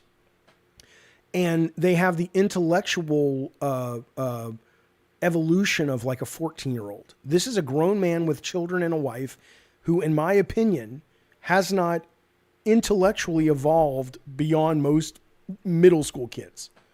He is a mental midget. He is a lightweight. He is disturbingly uninformed. This on your screen is delightful because I really don't like this guy for a variety of reasons. But this, hang on. The Zeke says, if I write it, I know there's a delay, so sometimes I'll start a new story and I'll go back to the other one. I apologize, but it's because there's a delay. If I write a story with an overweight character in it that is lazy, likable, and funny, am I anti-fat? Possibly, right? So I'll take the game Dave the Diver, which I absolutely love. And I am a fat guy. And I don't care if you make fun of fat people. I mean, I care. It's not nice. And it's one of those things they say, which I agree is kind of the last, one of the last things that you're allowed culturally to make fun of fat people. But Dave the Diver comes off and the other characters treat him terribly. They treat him like a fat Charlie Brown. And haha, he's fat. Okay. You know, I don't know. I would ask you, as a guy who has struggled with his weight for the last 20 years, I would ask you, would you do the same thing with an alcoholic? I didn't say could you. Of course you're allowed to. I support your right to do it. But do you really want to make fun of somebody who has alcoholism? I don't know. I don't. It's a terrible disease. But do what you got to do. You have a right to. You really do. That's why when my dog died, I tweeted, yeah, we're going to do kind of a gameplay for my dog. And if you want to call in and say his rotting corpse is an Xbox, I'm okay with that. I don't feel that way. I'm sad about my dog, but I still am able to go, yeah, but I can have a sense of humor about the fact that people are poking fun at me for me poking fun at the Xbox on the gravestone. So, you know, I can have an opinion about something you don't agree with, and it's not the same thing as me telling you, you can't do that. It's just me going, I don't agree with that. Okay. Elijah says, you shouldn't be okay with that. Fuck you. You can't tell me what I can be okay with. Think about that. I'm offended by that. Listen to this. Cohen and Green. This is Alyssa Mercante's lawyer company, whatever. In New York, New Jersey, sorry. Now, a lot of this is alleged for me because I'm not intimately familiar with the case. But this is the case where it's a lawsuit between Alyssa and this moron, in my opinion, JTSmash head. And this is them attempting to settle. And I just want to read you some of the choice bits. This is Alyssa's lawyer writing to Smashhead's lawyer. We now have meaningful direct message and ChatGPT productions. Given your prior practice, we presume you have not reviewed these productions, and further that you have not communicated with your client about the current state of the case and his understanding and expectations as to what is to come. Apparently, she's basically kind of ribbing him, saying, you're kind of a shitty lawyer. You have a history of not communicating with your client or knowing what the fuck's going on. That's what I'm reading into it. This puts us as the plaintiffs, aka the ones that are suing Smash Mouth, in the unusual and uncomfortable position of knowing more about your client's state of mind with regards to the litigation than you do. A quick summary. Your client does not appear to be having a good time, and the ChatGPT logs paint a portrait of a man completely unspooling in the throes of something like AI-induced psychosis. This is pretty mean. But basically what happened was, I guess as part of discovery, which is where they're fact-finding and whatnot, Smash Boy was like, here's my ChatGPT shit. And whether he knew it or not, he sent them not just the screenshots that he had put up from chat, he sent them the downloaded files. And in the downloaded files, which are JSON files, apparently what comes with that is not just you're grabbing the answers from ChatGPT, but all of your queries. And this is what they've discovered. And they're offering it out. They said, look, we're offering them a way out we think is reasonable. As costs continue to escalate, in part because at a certain point, our fees, recoverable under the harassment law we're suing you over, will exceed your client's total assets. If your client apologizes, agrees to never talk about Alyssa again, and pays us a sum equivalent to what he's paid you to date, we can be done. If not, on we go. And so they're getting into the essence of the lawsuit, but I want to read you some of the joyful, because I hate this guy. Why are we supposed to care about this, Jaffe? Because it is a video game related lawsuit. You basically have a writer from Kotaku, now Rolling Stone. I think she's still writing for Rolling Stone. Very progressive lady. You don't have to like her. You don't have to agree with her. She's been on the show. I'm a fan. I think she's smart. I think she is a great writer. And you've got one of these anybody with, more than 5 brain cells to rub together, grifter types, in my opinion, who's been saying she's a whore, she's a prostitute, she sucks dick, she got fired for this. I think he said she got fired from Kotaku because she, he's alleged to just be a liar and a defamer of her character. And it's video game related because they both cover, well, she covers video games. He covers people he doesn't like who happen to be in video games, but he doesn't, I don't really know if he plays games or not. He says he does, but I don't think he's smart enough to know to turn on the goddamn TV set to play his goddamn video games. Anyway, that's why we're covering it. And I also hate him.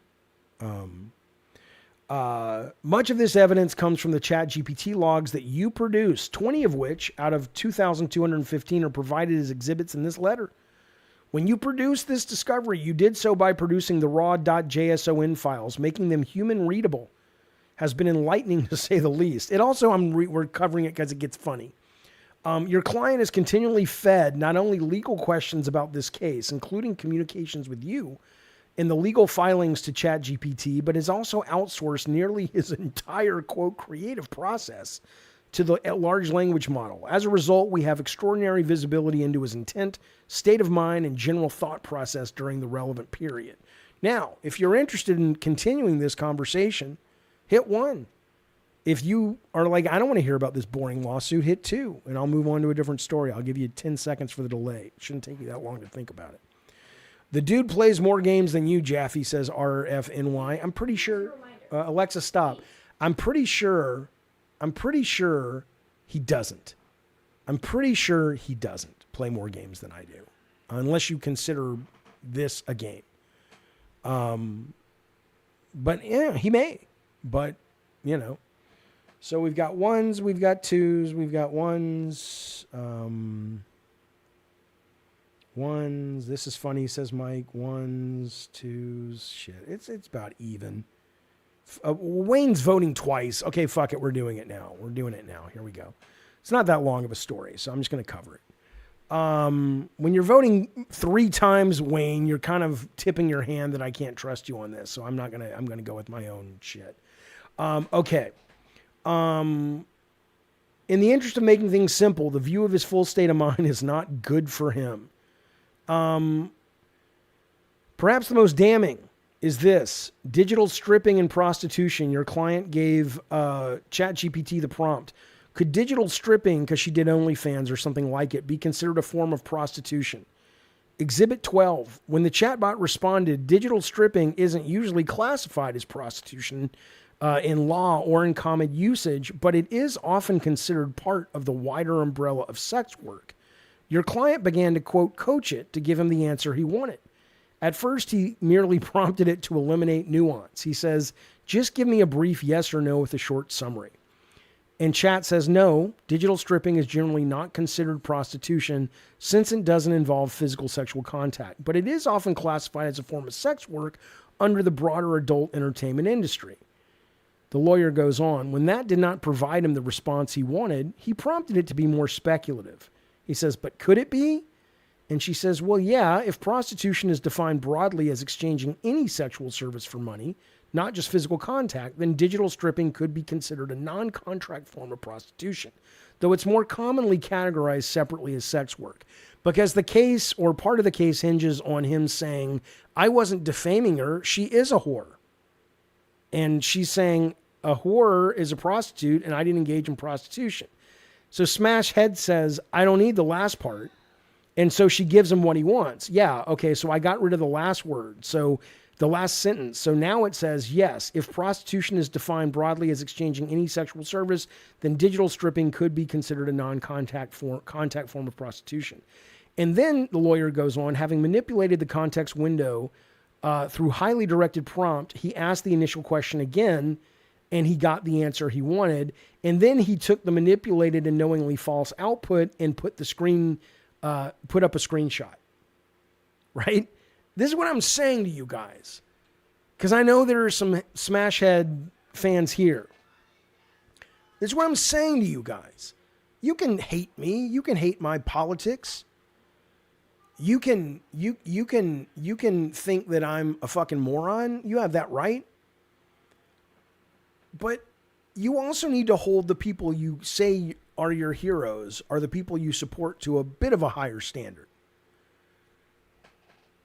He goes through all of this and then says, Alyssa, take notes. Like, and I'm sure all of his boys in the chat were like. And it's like, and that becomes your narrative. You should demand better from these people. Bad Robot says, Bad Robo says, I remember when Jaffe once invited a disabled guest and said that laughing with them is totally okay, that we shouldn't just feel sad around them. Yeah, I had a guy who lost his legs and I was shooting the shit and busting his balls and trying to say, of course. And I did say, of course, I feel for you. This is a shit situation you're in. But we're also going to make fun of it. We're also going to bust your balls. We're also going to go, you're still just with your boys hanging out digitally. And we're not going to act like, oh, your life is ruined. You lost your legs. You're alive. You got a beautiful wife. You have support. You have insurance. You got people online that are shooting the shit with you. We're going to have a good time. But it doesn't mean we don't care. These smash mouthers, am I right? Says Machine XB. Thank you for the super chat. You goddamn right. You goddamn right. One Pump says, if you're a JTSmash fan, just know that you're one of the reasons we don't have flying cars in 2026. Probably true. Probably true. And it goes on. Let me just find a couple more really good bits. You can read this on your own, but he just, and then it goes on to say that he's used ChatGPT to write his kids' bedtime stories and love notes for his wife. It says the following exchange shows your client trying to use chat to write an article about Asha Sharma, the new CEO of Xbox, where he wants to say she only got the job due to her ethnicity. This is your hero. See, if I was like you guys, what I would say is, I don't like the brown people. I don't like the women unless their legs are open and they're willing to fuck me and do whatever I fucking say.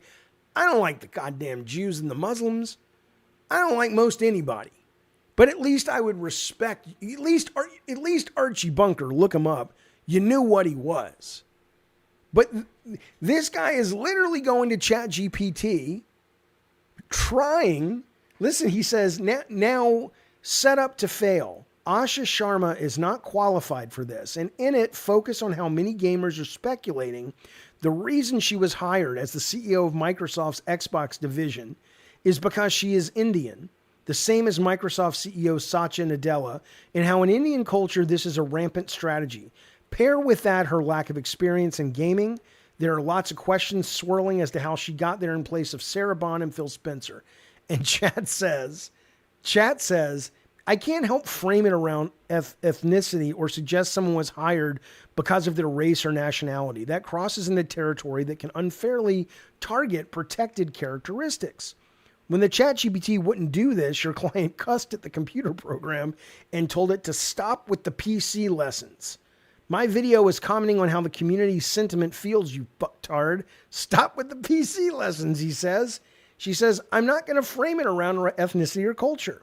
But if your angle is this is what the community is saying and the optics look bad, we can lean into that sentiment without making it about race. He says, mention Indian. He's getting done now. He's speaking in 2-word sentences. Mention Indian. And she says, I'm going to be straight with you.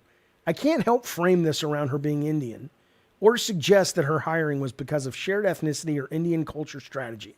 That crosses into protected characteristics territory and turns the critique into something YouTube would absolutely flag, and frankly, it weakens your argument. He says, you can't stop me, haha. She says, I'm not trying to stop you. I'm not going to help build or amplify a race-based narrative. That's a hard line for me. He says, you're retarded. Tags are what people search for. She says, I'm here to help, but let's keep it respectful. And then he says, stop saying no to me. I don't want this. I got to download this shit. Come on now. I don't want to download your bullshit. Hang on, let me refresh it. He literally said, stop saying no to me.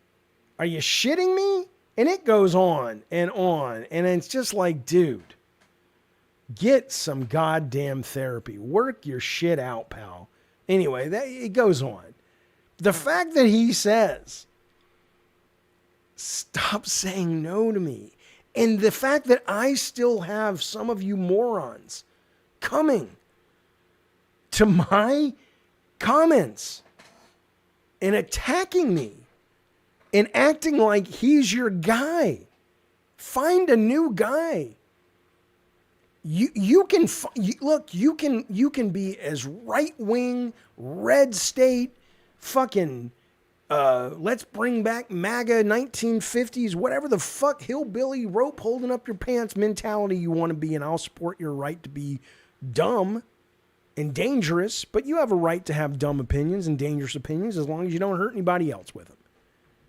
But aim a little bit higher. Come on, man. Stop saying no to me. Buddy, what's wrong with you?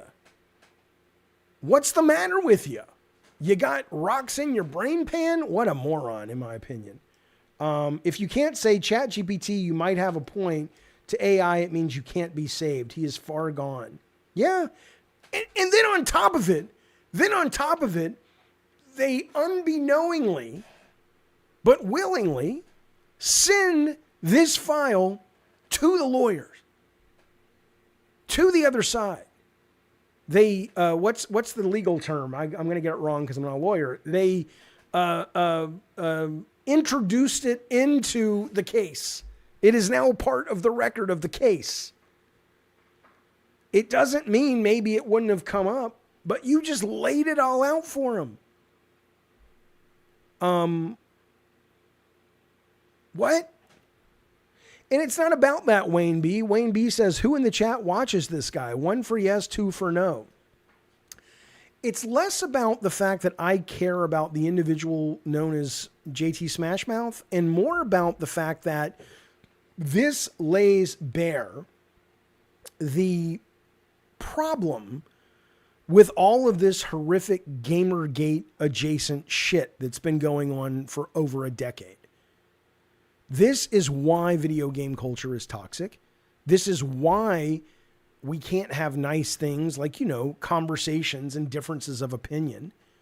This is why, instead of reading my tweet as it was intended about the anti-Semitic tropes in Crimson Desert, in my opinion, intentional or not, and probably not, instead of that opening up a, 8 or 9 tweet back and forth with someone going, interesting, have you considered this, that, the other, it became, if you look at that tweet, it became, I think, I kind of love it, but let me see. I tweeted this out. The kids like to say it's being ratioed, and they're not wrong.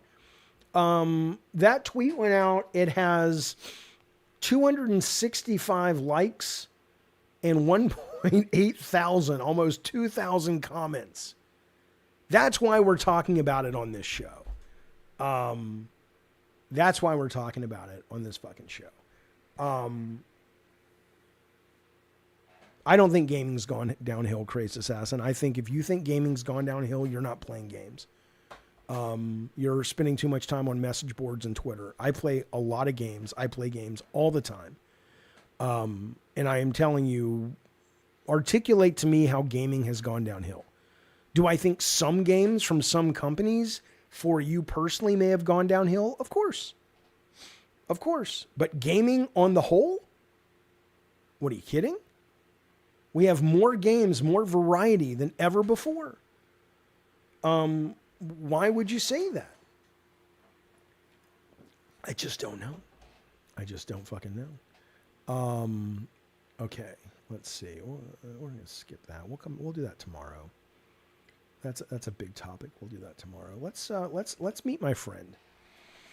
Let's do this. This is the part where I demand money for my services. I don't demand anything, but what I will say is if you like this show, if you like this stream, if you like this channel, your money keeps it going, just like PBS, baby. Although, did you see, by the way, NPR today, there was a federal judge that said, Trump, you defunding NPR is in violation of the First Amendment. So that's going to be an interesting case to watch.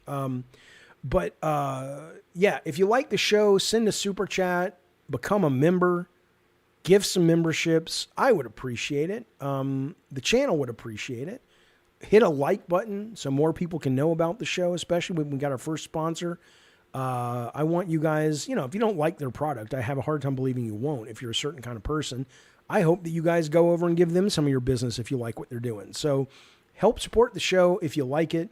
And if you don't, though, yeah, I don't want, tell me what I'm doing wrong. But I get the Crimson Desert thing because you posted it, says Wayne. Yeah. Okay, now there might be too many games and it might be headed to a small crash. I think we're headed to a very big correction when it comes to the kinds of games we have in terms of the scope and scale. But, I was there in the 80s with the crash. Games didn't go away. There were still plenty of games to play on Apple, on TRS-80, on PCs.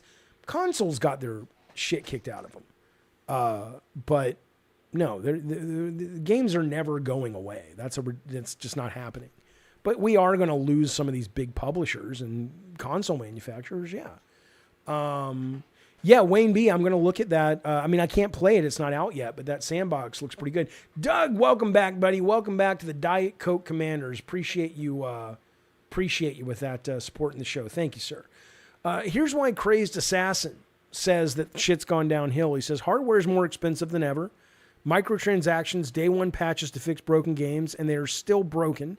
Layoffs in the industry, less AAA games releasing every year from Sony. The only thing on there that should be affecting people is less AAA games from Sony, but they made that bed. That's the correction I'm talking about. They've defined what a game is for a large generation, multiple generations of people, and it's not sustainable. That is going to go away. And if that's how you define a good game, it's got to have the biggest and brightest production value, then you're absolutely right. You're seeing less and less of those games, and you will continue to see less and less of them, at least unless something changes with AI helping out in a way that is acceptable to gamers, but also alleviates some of the pain in terms of production. Hardware is more expensive than ever. That, yeah, I mean, it can be. There's also lots of free games that don't require big hardware. So you don't need a fancy game to play, a fancy rig to play a great game. But I will agree with you. Maybe a better, more accurate statement is I came up in the days of PlayStation and specifically PS3, PS4, PS5.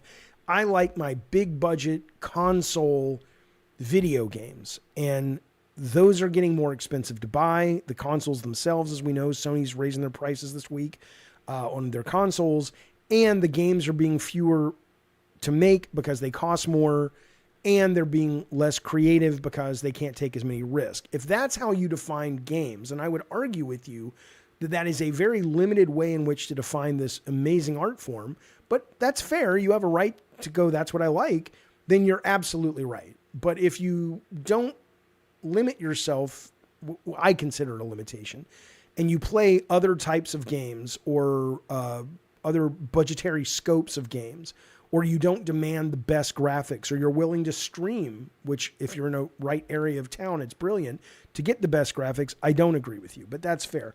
Play Grime 2 and enjoy, says Awesome Tatum. Thank you for the super chat, buddy. I appreciate that very much. What is Grime 2? What is Grime 2? I don't even know what that is. Let me look it up real quick. But I will say this. Please just stop telling me no. Maybe he thought he was talking to his wife at night. Oh, that's very tasteless. I know.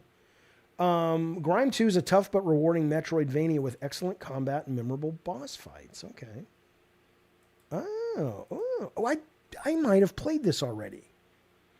I might have played an early version of this. I think I did play this. I thought it was pretty good. It wasn't good enough for me to play the whole thing, but yeah, I know this game. It's pretty cool. Streaming subscriptions are going up in price too. Yeah, I mean, but that's that's the economy. That's not anything to do with. Everything's going up, right? So yeah, Asmongold said you should log off and take your meds. I already took my meds, Asmongold, but thanks for looking out for me, buddy. I appreciate it.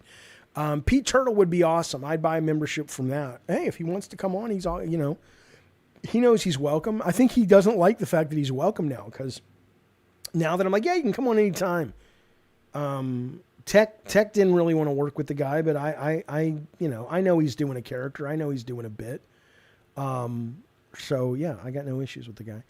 I don't agree with half of what he says, but hell, I don't agree with half of what Colin Moriarty says when it comes to politics. But I'm a huge fan, and he's a buddy of mine. I consider him a friend. I don't have to agree with you to like you. Okay. I played the first Grime. Oh, this is the second. Okay, I got you. Speaking of, by the way, here's what we're gonna do. I'm going to go pee and get a Diet Coke. That means we're going to go on a break for about 2 minutes. Now, I'm going to hold the content hostage. I need to know. I'm going to do some lolcow universe bullshit right now. I need to know that... Wait. Gun says, when is Last Stand Media doing call-ins again? Not that you'll be on anytime soon. Why not? I've been on a lot. I love going on those shows. What are you talking about? But here's some lolcow shit, okay? I'm going to put on a trailer while I'm gone, and then when I get back, if we can make, in the next 10 minutes, $150 in super chats or memberships together, then I will show you guys a bunch of new trailers, and we'll do Internet Hobo. If not a problem. I'll see you guys sometime tomorrow, certainly in the morning. But in the meantime, here we go. Let me put on a trailer for a game that I just think is really fucking cool. That I'm excited for, that I just think is neato. And then I got some more trailers as well. So if you've considered supporting the show, if you've considered, how do you know when I'm on the show, Gun? But you may be right. I don't know. We did get into politics and AI, and I know on the last one, which that's just where the conversation took us. So, but yeah, I mean, I get it. I get that audience. There's a lot of people over there but I love going over there. I'm a huge Colin fan. Colin was talking on money on a recent Last Stand Media show where one of the podcasts with him brought in $1,500. No, they pay me an appearance fee and I'm grateful for it and they don't owe me anything. But I'm a big fan of doing their shows whenever they ask me. Please do not give this man your money, says Embers. Embers, I've paid you. I've hired you to edit my shit before. You're a really good editor. You know how I paid you? Out of the money these guys paid me. That's how business works, pal. It doesn't come from Jesus like the bread does. I got to get paid to pay the people that do shit with me. What do you mean don't give this man any money? You're going to hell. I've decided. I don't want to, he says, Awesome says, Colin's inspiring me to go back and play Returnal to get ready for Solars. I ain't doing that. What do you mean I didn't pay you? Oh, well, you said not to pay you because you said you would do that to show us how good you are, but you're worth every penny I didn't pay you. But if I were to hire you again, are you saying that I owe you money? Because if I owe you money, I'll pay you right now. But I would be stunned if you didn't get paid. And we said we would pay you. Please, before I even get up to get my Diet Coke and pee, I need to know that. Because there's no fucking way. Because why did I pay that boring hack? Because I like him, A, he's an interesting guy to talk to, and he's a really good editor. That's why. And he did a great job editing the God of War was Jesus Christ and God of War. I wasn't lying. I just assumed I paid you because I pay everyone who edits for me, and you must have said you didn't ask for money. But if we do something else again, which I have no reason to think I won't, if you're into it, I would totally pay you. What are you kidding? Yeah, Pump says, don't pay him. Jesus has him. Oh, heck, no Embers. Never say no to JT or the Smashers. You goddamn right, Machine. Thanks, buddy. Okay, let me turn on the trailer. I'll be back in 2 minutes, and then we will jump into maybe some internet hobo, depending on how we do. Let me bring this up real quick. This is a very, very strange video game, and it's coming out soon. I don't know when it's dropping. But it will be soon. You don't have to pay. You don't have to pay for trailers. Thank you, Frank Last. You don't have to pay for a goddamn thing. I'm reminding you that this is how the show makes money. Machine gets it. Thank you. Frank gets it. Thank you. We're now $140 away, or fuck it, let's just say $120 away. I'll be back in 2 minutes. I'll be back in 2 minutes. Here you go. This is a very weird game, fellas. It is called Hello Sunshine. Here you go. Turn this off, and I'm back in just a second. Watch your ears. It might get loud.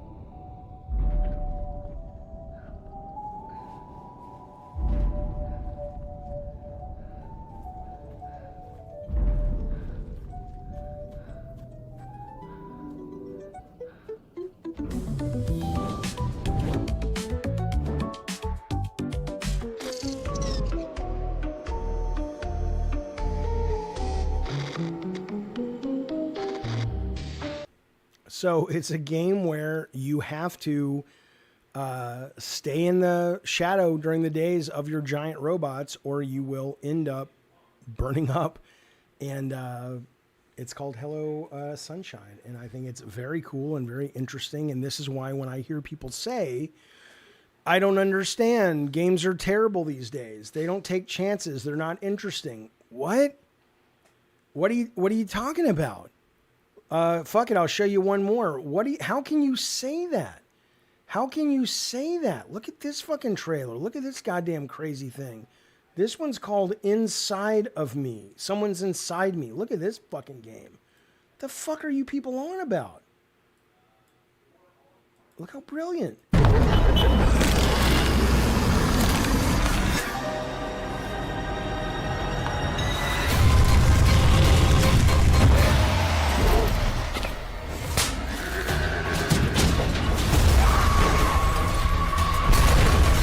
Inside, you and your friends go inside the body of this person. And you're trying to escape this body.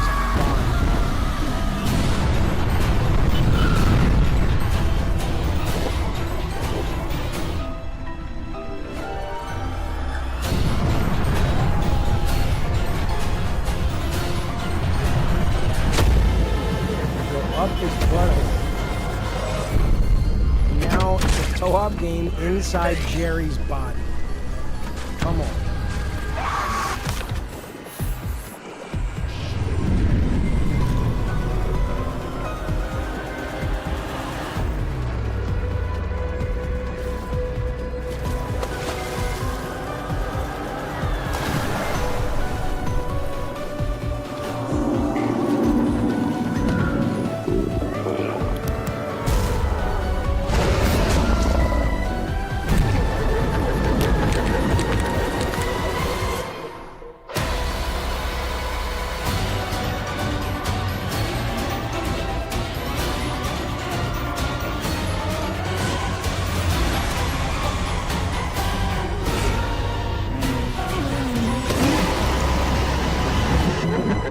It's not out yet, but you goddamn right, when it comes out, I will be streaming it, assuming it plays as good as it looks. But again, the next time people start telling you there are no good games these days, where's the creativity? Where's the what are you talking about? And I don't mean to keep belaboring it or belabor the point, but I'm just so fucking tired of hearing people say that when there is so much evidence to the contrary. Look at this one.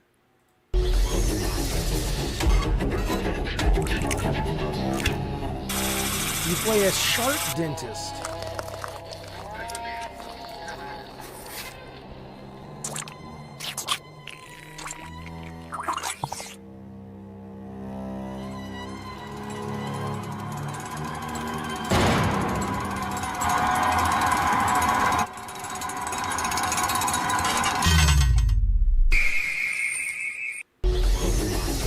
And this is the reason, by the way, that I think a Steam box might actually have a fucking chance on the market, because you're getting this stuff fast and furious over on the goddamn PC side.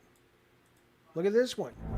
For centuries, this temple has concealed a secret. The frescoes are not frozen. Here, ancient walls come alive. So it's a first-person adventure game, and it's also a 2D game where you play the walls.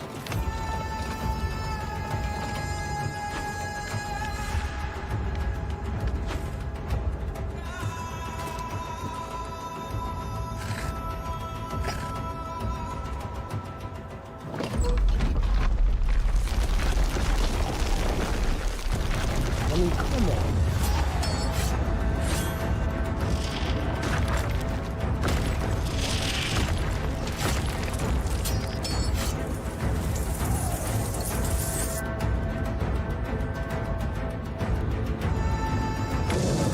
It's going to be good. You know, you still got to make a great game, but terrible title, by the way. Sounds like a cozy, like you run a little gelato shop or something. But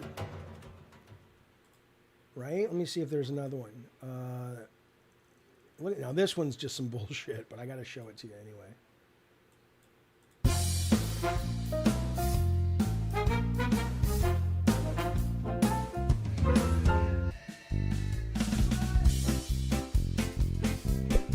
So you play a potato. Now this just may be stupid, I don't know, but I like stupid sometimes.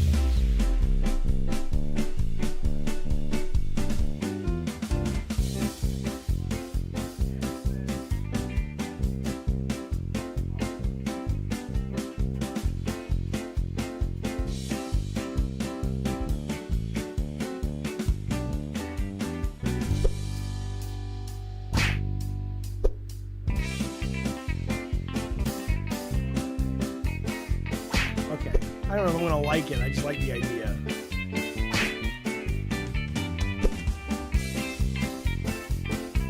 Killer Bean, right. Where the fuck is Killer Bean? You goddamn right.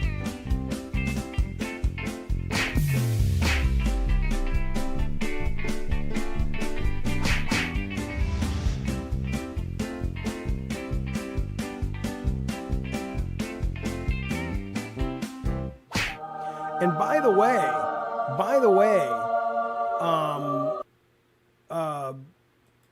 what I'll also say about that is if you like, more of the retros, like fuck, Colin Moriarty's putting out a game, looks great, called Saint Slayer that looks like old NES games. The demo's fantastic. It's not just kind of friend slop stuff. It's genuinely great throwback stuff that's brand new. Look at this one.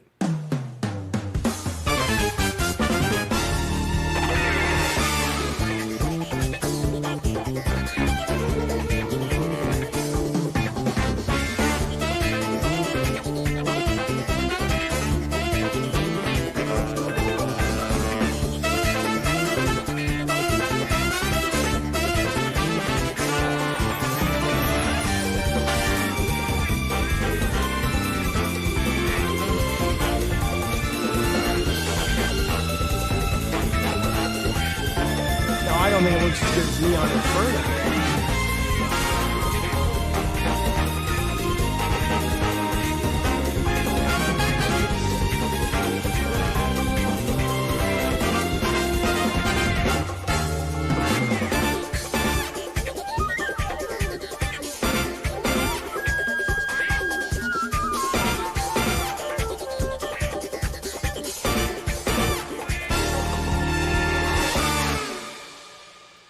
So do with that what you will.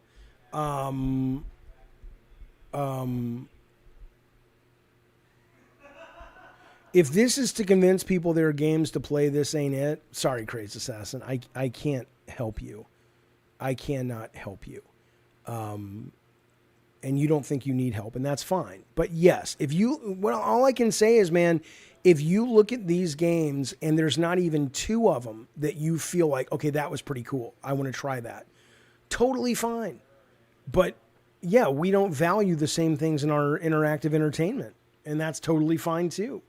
Triple down on all that AA shit and enjoy it. But no, me, I need I need variety. I need things that are interesting. Jesus Christ, man. Yeah, Tactile Therapy hadn't done shit. Who gives a shit? Fuck you guys, you fucking floozy fucks. Okay. Anyway, there you go. That's the show. That has been Gabbin' and Games for the 31st. We are back tomorrow morning at 9 a.m.